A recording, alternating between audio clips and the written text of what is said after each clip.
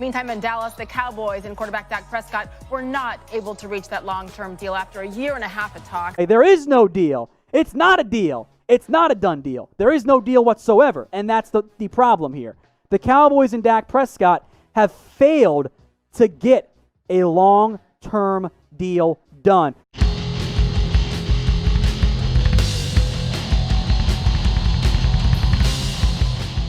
Hey, thanks for watching Numbskull News, and today, the Dak deal doesn't get done. Of course it doesn't. Now, I'm going to explain why I don't think this shit was ever going to happen.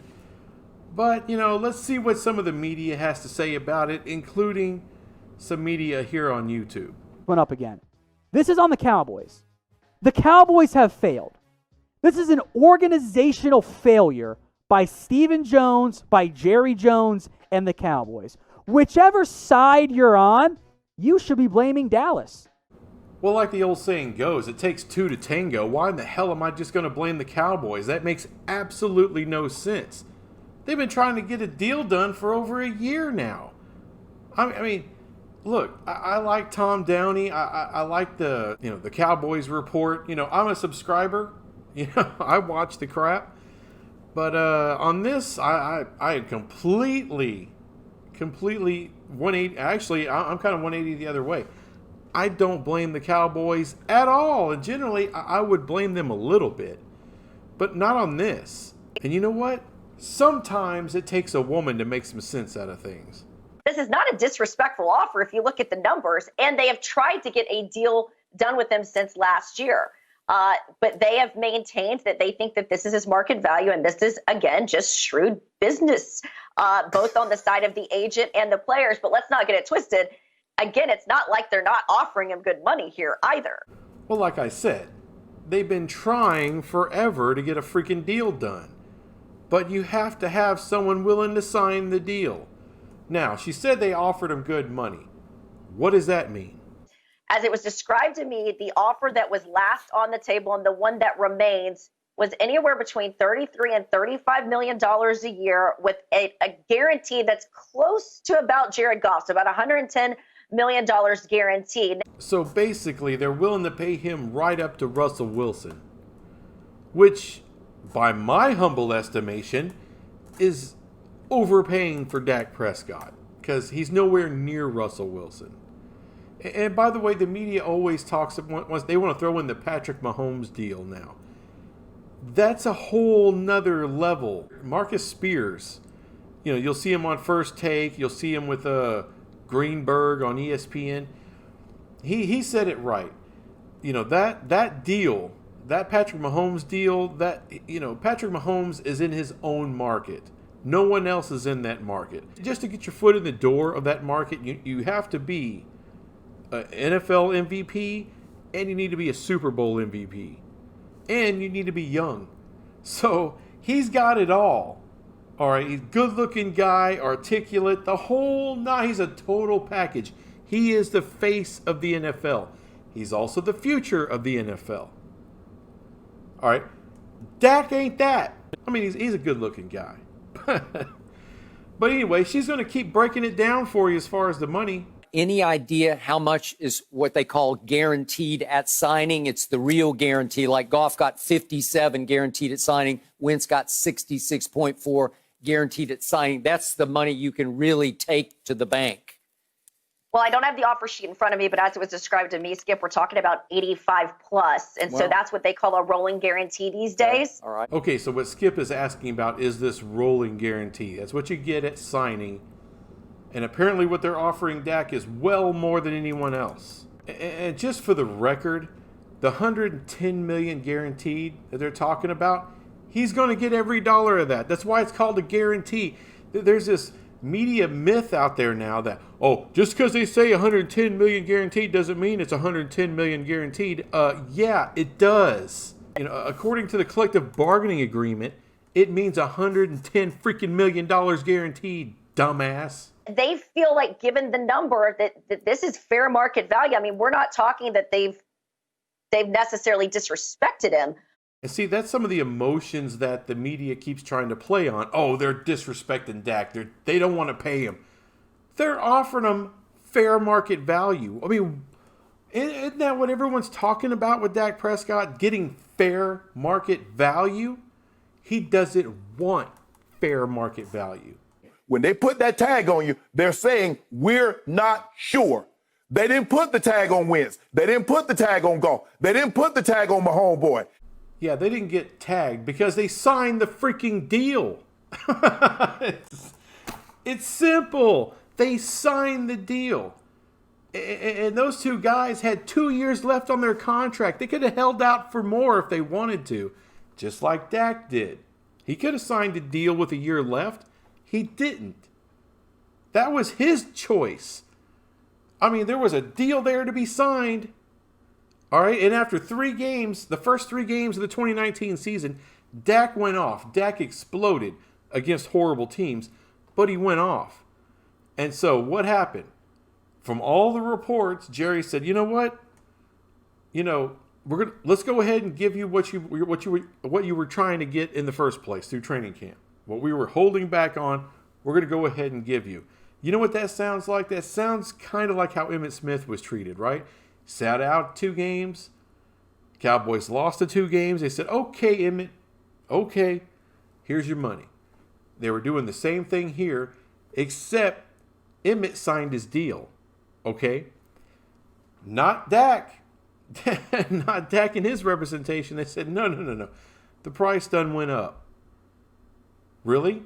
Did the price go down after he sucked the next 3 games? No.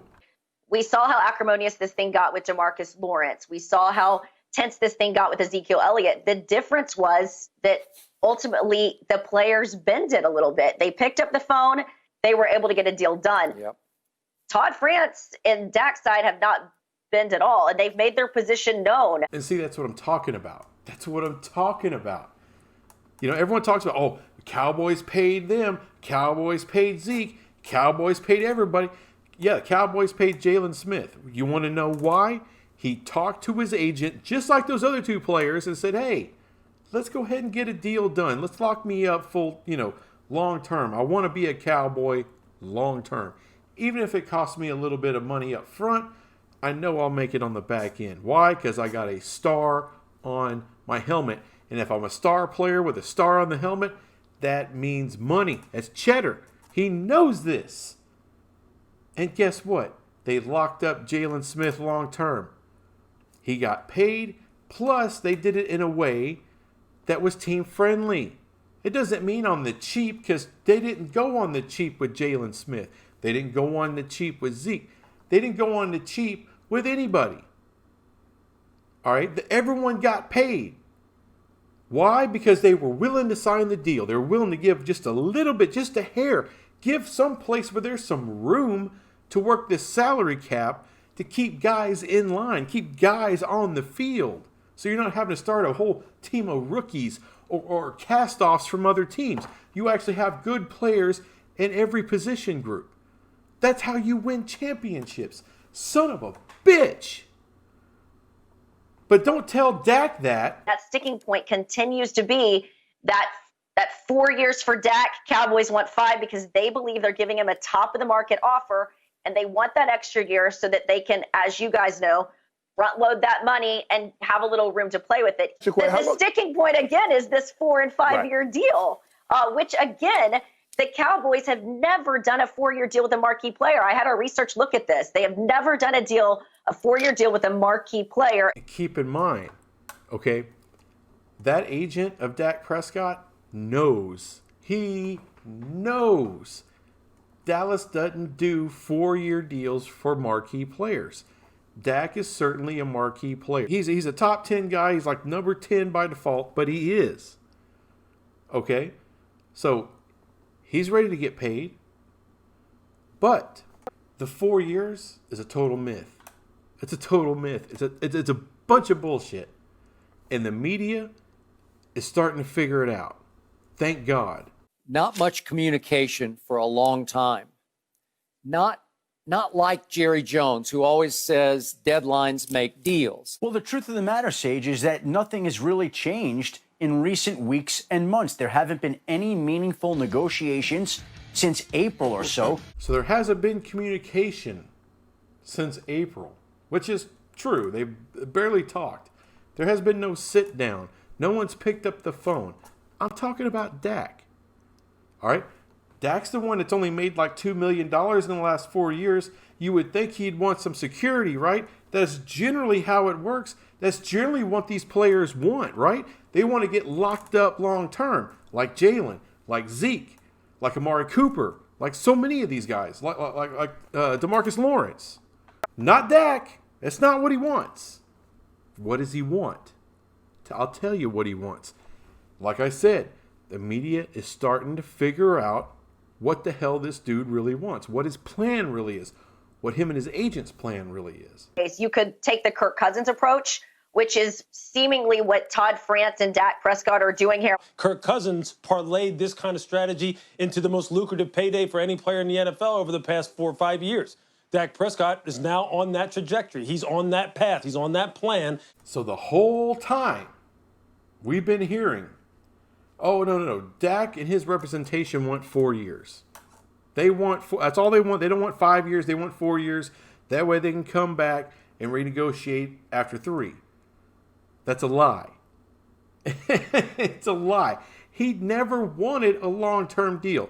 They were doing everything in their power to piss Jerry Jones off, to tell him after the first 3 games the price went up of 2019, right? They keep raising the goalposts. Once they come up in salary, it's like, well, we got to come up in guarantees. Finally, Cowboys come up in guarantees. Oh, can't be a 5-year deal. It's got to be a 4-year deal. Even though Cowboys never do a 4-year deal for their top players. There's a reason for that. There's a reason they keep moving the goalposts, because they don't want to get over the finish line.